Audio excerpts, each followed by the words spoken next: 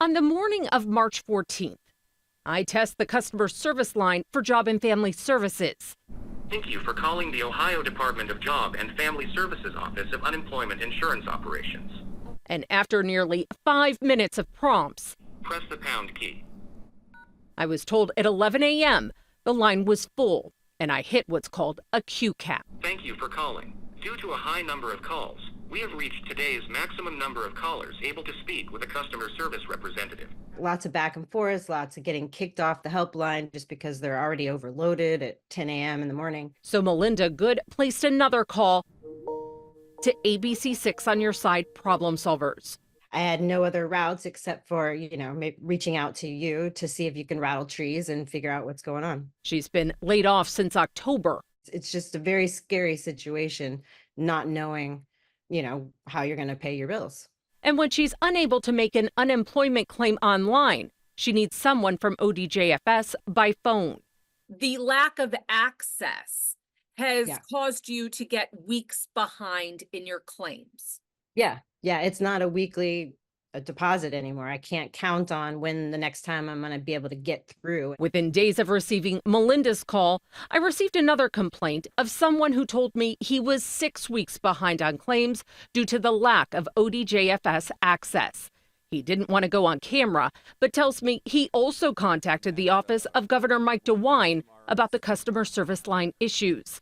He was then sent this, titled Your Unemployment Inquiry to Your Elected Official. It was ODJFS responding to say he was assigned an unemployment benefit specialist. Why is there no one able to answer the phone? Why is there a continuous backlog of people needing assistance? Even at 8 a.m., they received a recording after 5 minutes of prompts saying we're maxed out.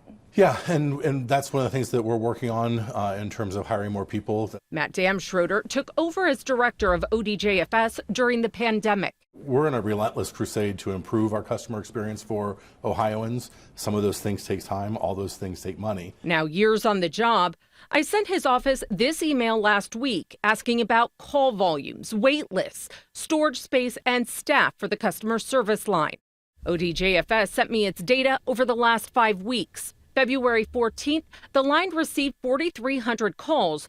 52% of callers got through, 29% received the maxed out recording and were told to call back.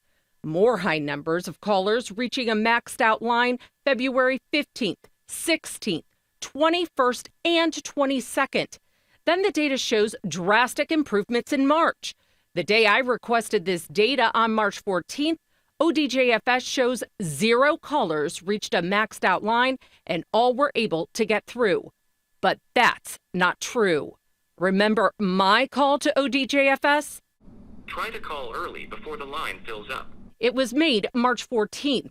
The date is included on the thumbprint for our video file. Is that concerning that there is a blatant discrepancy? Oh, very much so. And we'll be talking to our vendor about that in the coming days about why the data that they're reporting to us from their system shows that no one hit Q caps, but individuals are clearly experiencing Q caps. That's a problem that we need to fix. Director Damschroeder told me he texted his longtime vendor who operates the line just before our interview.